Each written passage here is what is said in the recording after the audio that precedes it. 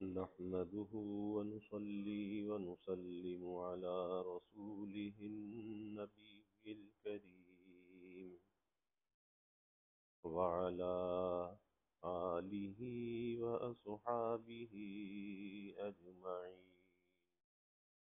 اللهم صل على سيدنا ومولانا محمد وعلى آل سيدنا ومولانا محمد وبارك وسلم صلاة وسلاما كثيرا كثيرا.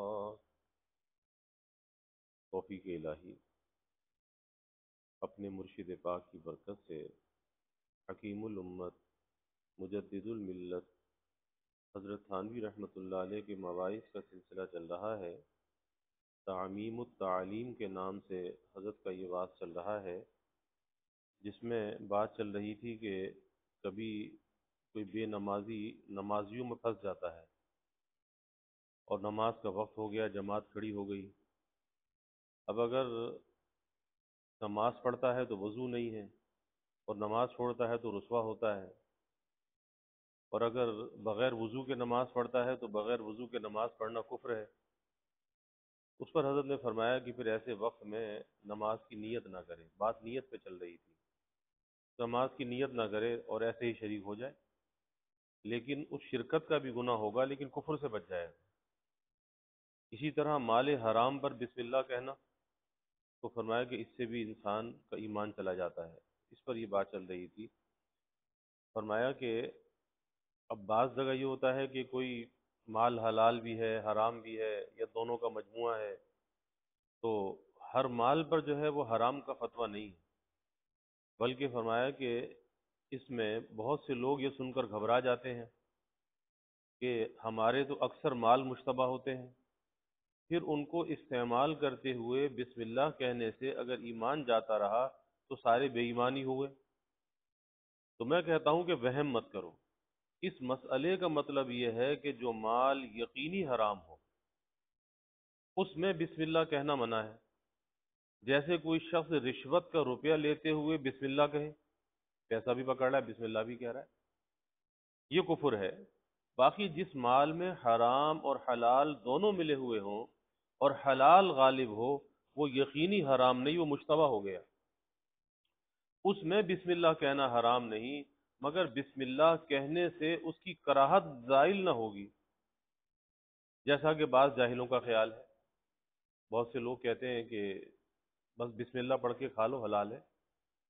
بہت سے لوگ یورپ جاتے ہیں، لندن جاتے ہیں، اب وہاں کے ریسٹورنٹ ہیں ان میں حلال حرام کی کوئی تمیز نہیں ہے، تو بس کہتے ہیں نہیں بسم اللہ پڑھ کے کھا لو تو حلال ہے.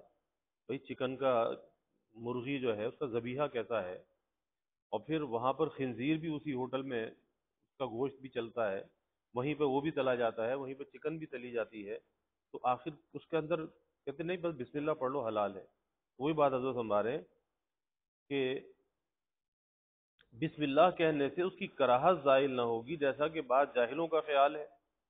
اسی طرح بعض لوگ یہ سمجھتے ہیں کہ رشوت اور سود کے روپے میں سے کچھ خیرات کر دیا جائے تو باقی مال حلال ہو جاتا ہے. یہ بھی بالکل غلط ہے.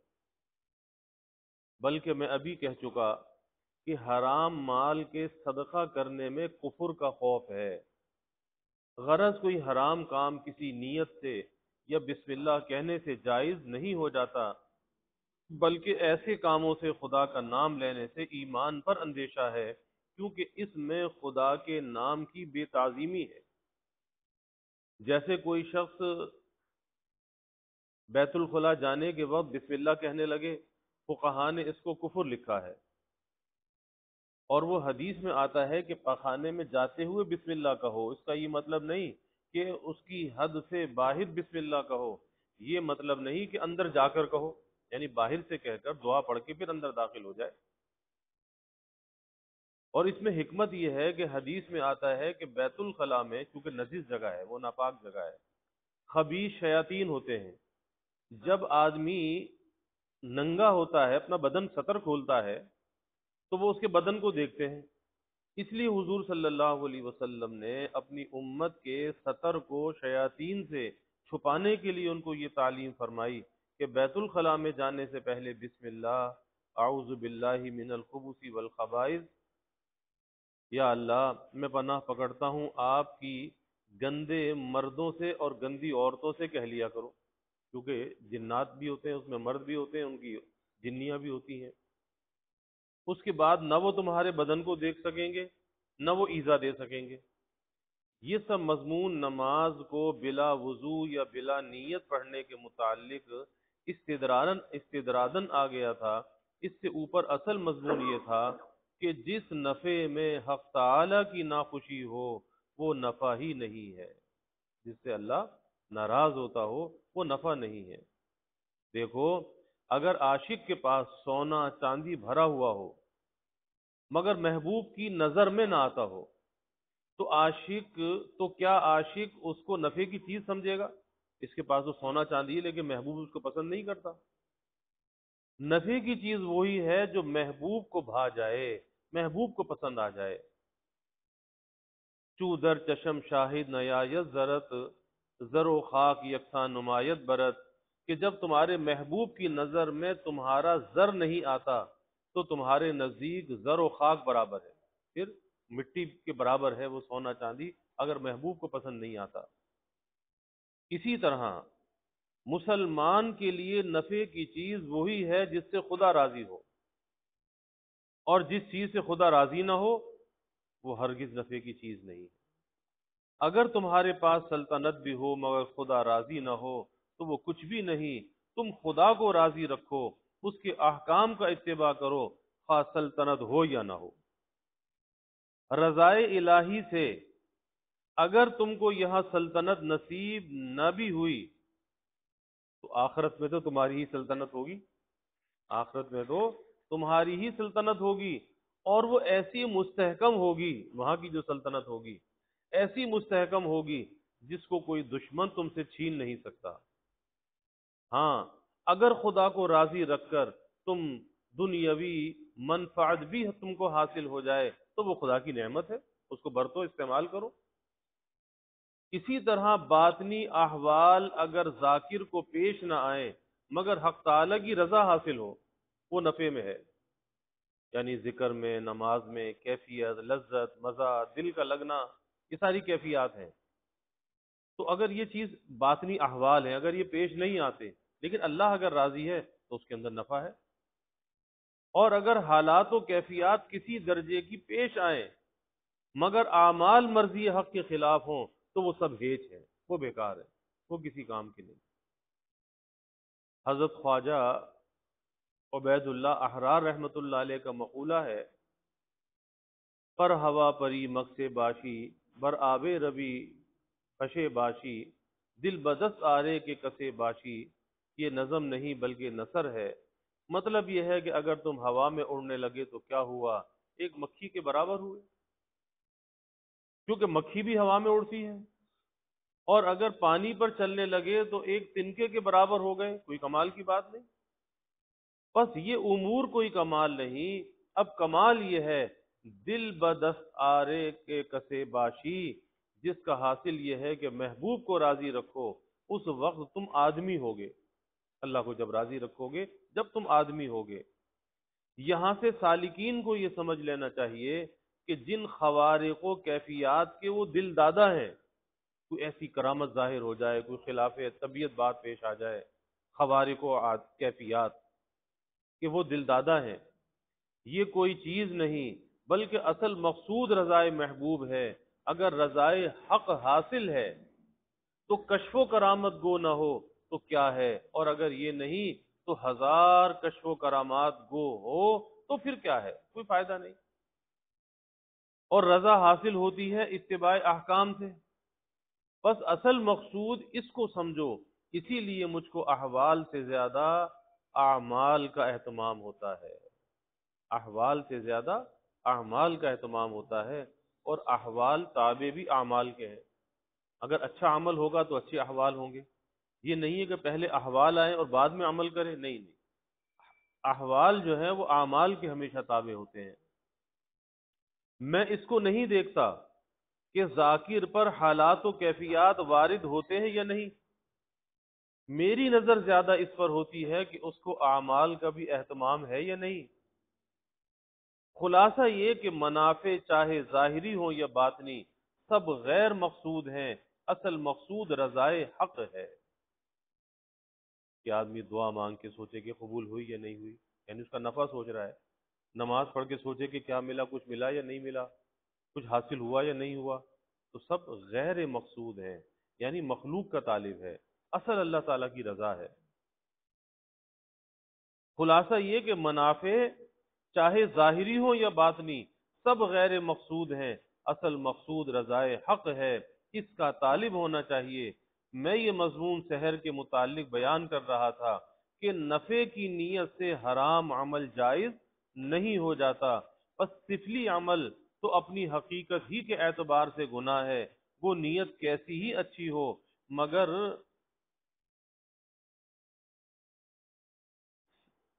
سفلی عمل مطلقاً جائز نہیں، اور اگر کوئی علوی عمل پڑھے اس کو دیکھنا چاہیے کہ نیت کیا ہے۔ اگر مباح کام کے واسطے پڑھا ہے تو جائز ہے، جیسے حلال نوکری کے واسطے پڑھے، یا کوئی شخص مقروض ہو وہ ادائے قرض کے واسطے عمل کرے، اور اگر مثلاً کسی اجنبی عورت کو مسخر کرنے کے واسطے پڑھا تو حرام ہے۔ یعنی کوئی اگر نوکری مل جائے اس کے لیے کوئی عمل کرے، قرض ادا ہو جائے اس کے لیے کرے تو جائز ہے، مباح ہے، لیکن کوئی چاہے کہ فلاں عورت مسخر ہو جائے میرے قابو میں آ جائے تو حرام ہے۔ اگر بلا نکاح ہی مسخر کرنا مقصود ہے تب تو حرام ہے، اور اگر نکاح کے لیے مسخر کرنا ہے تب چونکہ اس سے نکاح کرنا اس کے ذمے واجب نہیں ہے، وہ بھی جائز نہیں کہ بھئی پتہ نہیں اللہ نے کیا مقدر لکھا ہے، اب تو اس کو مسخر کر کے مجبور کر کے اس سے نکاح کرنا چاہتا ہے، یہ بھی جائز نہیں۔ ہاں اگر کسی کی بیوی نافرمان ہو اس کے مسخر کرنے کے واسطے عمل پڑھے تو جائز ہے۔ اسی طرح کسی عورت کا شوہر ظالم ہو اس کا مسخر کرنا بھی جائز ہے، لیکن بعض افراد اس کے بہت نازک ہیں، اکثر لوگ اس کو علی الاطلاق جائز سمجھتے ہیں، مگر فقہا نے ان کو بھی حرام لکھا ہے۔ مثلا کوئی عورت اپنے شوہر کو تابع دار بنانے کے واسطے عمل پڑھے تو اس میں تفصیل ہے، اگر وہ ادائے حقوق میں کمی کرتا ہو تو اس درجے کے حاصل کرنے کے واسطے تو جائز ہے کہ کھانا پینا کپڑا پہننا اور یہ ان چیزوں کے اندر جو ہے ضروریات میں تنگی کرتا ہے، اس کے واسطے تو جائز ہے۔ اور اگر حقوق ادا کرتا ہے تو محض عاشق و مفتون بنانے کے واسطے عمل کرنا جائز نہیں کہ میرا عاشق بن جائے، یہ جائز نہیں۔ اسی طرح کسی امیر آدمی کے واسطے عمل پڑھنا کہ وہ ہم کو 50 روپے دے دے ناجائز ہے، توجہ ڈالنا کوئی ایسا عمل پڑھنا ناجائز ہے۔ ہاں اگر کسی امیر پر ہمارے روپے آتے ہوں، ہمارا پیسہ اس کی طرف نکلتا ہے اور وہ ٹالتا ہو، اس وقت اگر علوی عمل اس غرض سے پڑھا جائے کہ وہ ہمارا قرض ادا کر دے تو جائز ہے، لیکن محض اس واسطے عمل پڑھنا کہ وہ ہمارا مسخر ہو جائے کہ جب ہم ملا کریں وہ ہم کو 50 روپے دے دے، یہ بالکل حرام ہے، خواہ اس کے لیے عمل کیا جائے یا تصرف کے طور پر توجہ کی جائے، کہ بعض لوگ بیٹھ کر توجہ ڈالتے ہیں اور مرضی کے پیسے نکلوا لیتے ہیں، یہاں تک کہ واقعات ہیں کہ جا کر کہتے ہیں کہ جی تمہارے فلاں اکاؤنٹ میں اتنے پیسے ہیں، اب وہ حیران ہے کہ جی پیر صاحب کو کیسے پتہ چل گیا کہ اتنے پیسے ہیں، کہا کہ چیک لکھو، اور چیک لکھوا کے لے لیا، اب بعد میں وہ پریشان ہے اور اس وقت توجہ کا اثر تھا دے دیا، بعد میں پچھتا رہا ہے ارے میں نے کیوں دے دیا۔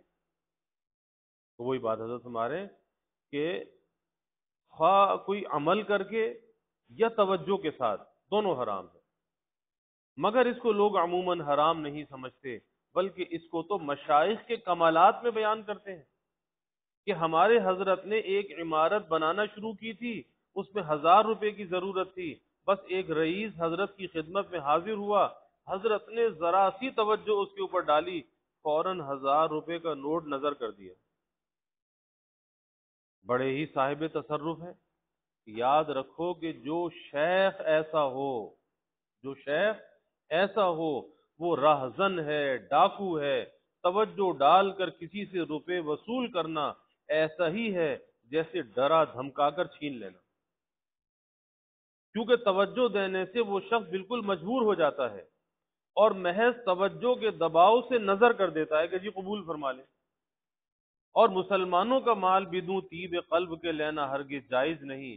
اس مقام پر یہ بات یاد رکھنے کی ہے کہ توجہ کی حقیقت اور مسمرزم کی حقیقت ایک ہی ہے، بس اتنا فرق ہے اگر بزرگ اپنی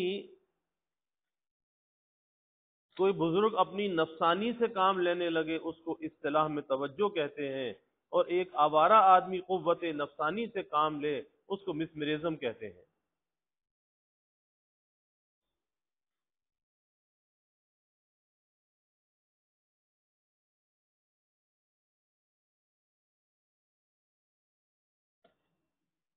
باقی حقیقت دونوں کی ایک ہی ہے، کیونکہ دونوں میں نفسانی قوت اور خیال سے کام لیا جاتا ہے، اس میں توجہ ڈالی جاتی ہے۔ بعض لوگ توجہ کو بڑا کمال سمجھتے ہیں، مگر حقیقت میں یہ کچھ بھی نہیں۔ ایک فاسق، فاجر بلکہ کافر شخص بھی توجہ سے اثر ڈال سکتا ہے، اس کا مشق پر مدار ہے کہ کتنی مشق ہے، بس اس سے وہ چیز حاصل ہو جاتی ہے، کافر کو بھی حاصل ہو جاتی ہے۔ اور بعض لوگ فطری طور پر بدون مشق ہی کے صاحب تصرف ہوتے ہیں، یہ کچھ کمال نہیں، کیونکہ جو کام کافر بھی کر سکے وہ مسلمان کے واسطے کیوں کر کمال ہو جائے گا۔ مجھے ساری عمر میں ایک شخص ایسے ملے جو اس حقیقت کو بخوبی سمجھے۔ شاہ جہان پور میں ایک شیخ صاحب سماع تھے، یعنی وہ جو کلام سننے والے اور نعتیہ کلام اور اشعار، وہ بہت مخلص آدمی تھے، عقائد بھی عمدہ تھے، صرف اتنی کسر تھی کہ صاحب سماع تھے مگر دکاندار نہ تھے، صاحب دل آدمی تھے۔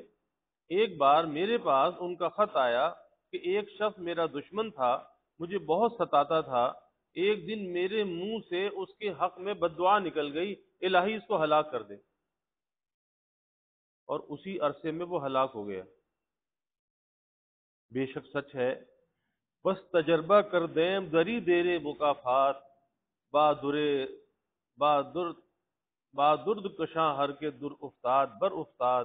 اس دنیا میں ہم نے بہت تجربہ کیا، جس شخص نے کسی اہل اللہ کا دل دکھایا وہ ہلاک ہوا۔ اہل اللہ کا دل دکھانا بڑے وبال کا سبب ہے، غیرت حق ایک دن ضرور اس کو تباہ کر دیتی ہے۔ چنانچہ حدیث قدسی میں آیا ہے، من عادی لی ولی فقد آذنتہ بالحرب، کہ جو میرے ولی سے عداوت رکھے اس کو میں اپنی طرف سے اعلان جنگ دیتا ہوں، اللہ تعالیٰ فرما رہے ہیں، حدیث قدسی ہے۔ پھر جس کو حق تعالیٰ الٹیمیٹم دے اس کا کہاں ٹھکانہ ہے۔ مولانا روم رحمت اللہ علیہ فرماتے ہیں، از خدا جو ایم توفیق ادب، بے ادب محروم و انداز فضل رب، بے ادب تمنا نہ خود را داشت بد، بلکہ آتش در ہمہ آفاق زد، کیوں خدا خواہد کے پردہ کس درد، میلش کے اندر تانہ پاکاں برد، کہ خدا تعالیٰ سے ہم ادب کی توفیق کی درخواست کرتے ہیں، بے ادب فضل ربی سے محروم ہوتا ہے۔ بے ادب تنہا خود ہی اپنے ساتھ برائی نہیں کرتا بلکہ اور لوگ بھی اس کی برائی سے رنج اور تکلیف اٹھاتے ہیں۔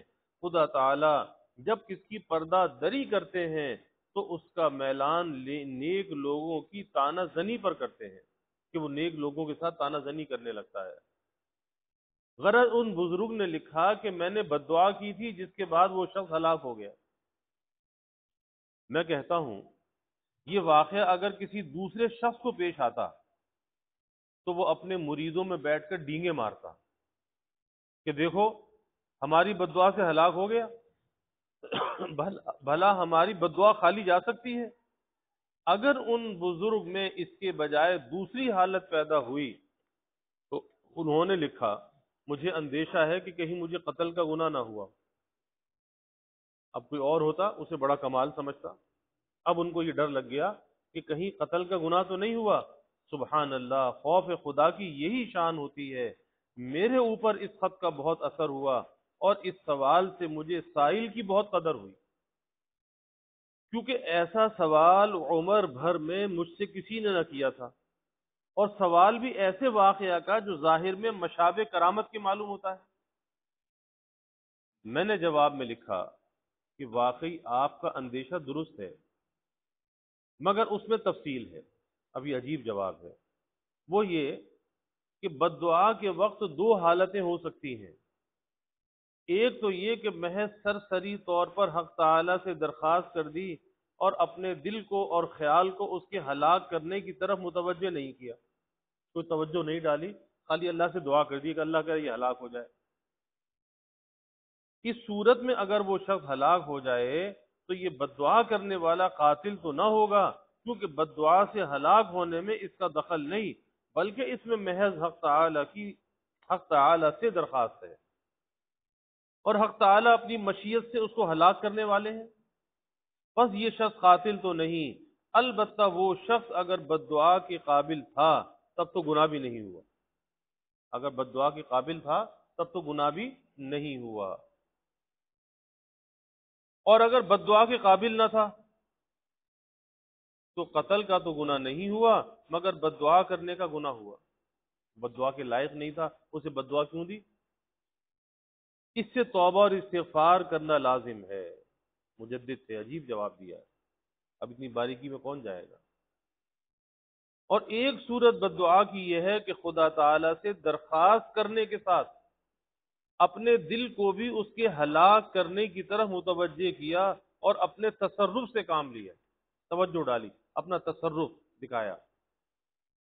اس صورت میں یہ تفصیل ہے کہ اس شخص کو تجربے سے اپنا صاحب تصرف نہ ہونا معلوم ہے، یعنی ایک آدمی کو بتائے میری توجہ کوئی کام ہی نہیں کرتی تو صاحب تصرف نہیں ہو، مثلا بارہا تصرف کا قصد کیا مگر کچھ نہیں ہوا، اس وقت بھی قتل کا گناہ نہیں ہوا۔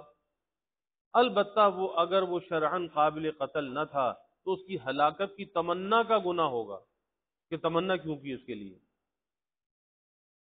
اور اگر تجربے سے اپنا صاحب تصرف ہونا معلوم ہے کہ میں توجہ ڈالتا ہوں جس کام کے لیے وہ کام ہو جاتا ہے، اپنا صاحب تصرف ہونا معلوم ہے، تو یہ شخص قاتل ہے، کیونکہ تلوار سے قتل کرنا اور تصرف سے قتل کرنا یہ برابر ہے۔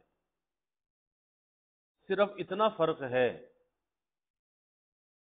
کہ وہ قتل عمد ہے، قتل عمد، تلوار سے قتل کرنے والا ارادے سے، اور یہ قتل شبہ عمد کہ اس کے اندر شبہ ہے عمد کا، قصد کا، کہ تلوار تو نہیں چلائی لیکن توجہ ڈالی۔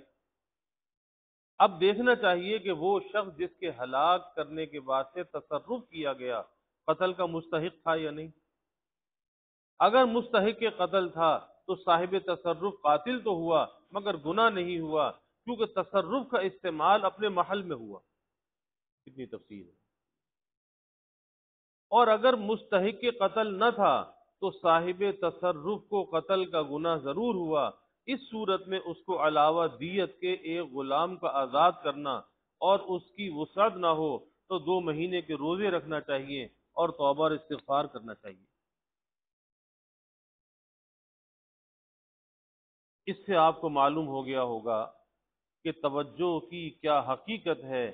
یاد رکھو کسی کو توجہ سے ہلاک کرنا یا ضرر پہنچانا علی الاطلاق جائز نہیں، بلکہ اس میں وہ تفصیل ہے جو میں نے بیان کی، مگر آج کل تو اس کو کمال سمجھا جاتا ہے، کسی کو بھی اس طرف التفات نہیں ہوتا۔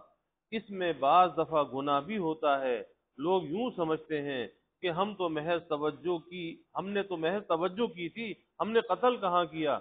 تو خوب سمجھ لو کہ توجہ سے قتل کرنا ویسا ہی ہے جیسے تلوار سے قتل کرنا۔ اسی لیے ایسے مواقع میں توجہ سے بچنا چاہیے۔ اگر کوئی شخص توجہ کا مشتاق ہو، کوئی شخص توجہ کا مشتاق بھی نہ ہو، اسے بھی ایسے موقع میں توجہ سے کام نہ لینا چاہیے، کیونکہ بعض لوگ فطرتاً صاحب تصرف ہوتے ہیں، وہ اس کو خبر نہ ہو تو ممکن ہے کہ تم اپنے آپ کو صاحب تصرف نہ سمجھتے ہو مگر واقع میں تم صاحب تصرف ہو۔ تو اگر اس حالت میں تم سے کسی کو ضرر پہنچا، اگر اس حالت میں تم نے کسی کو ضرر پہنچانے کا قصد کیا اور وہ اس کا مستحق نہ ہوا اور ضرر پہنچ گیا تو تم کو گناہ ہوگا، اور یہی حکم عملیات سے ہلاک کرنے کا ہے۔ کہ قتل کا گناہ ہوگا۔ اللہ تعالیٰ کا الحمد للہ رب العالمین والعاقبۃ للمتقین والصلاة والسلام على أشرف الأنبياء والمرسلين اللهم صل على سيدنا ومولانا محمد وعلى آل سيدنا ومولانا محمد وبارك وسلم۔ ربنا آتنا في الدنيا حسنة وفي الآخرة حسنة وقنا عذاب النار۔ ربنا أتمم لنا نورنا واغفر لنا إنك على كل شيء قدير۔ اللهم أعنا على ذكرك وشكرك، اللهم إنا نستعينك على طاعتك، اللهم أرنا الحق حقا وارزقنا اتباعه وأرنا الباطل باطلا وارزقنا اجتنابه۔ اللهم إنا نسألك العفو والعافية والمعافاة الدائمة في الدين والدنيا والآخرة والفوز بالجنة والنجاة من النار۔ اللهم إنا نسألك من خير ما سألك منه نبيك سيدنا محمد صلى الله عليه وسلم، ونعوذ بك من شر ما استعاذك منه نبيك سيدنا محمد صلى الله عليه وسلم، وأنت المستعان وعليك البلاغ ولا حول ولا قوة إلا بالله، وجزى الله عنا محمدا صلى الله عليه وسلم ما هو أهله، وصلى الله تعالى وسلم على النبي آمين برحمتك يا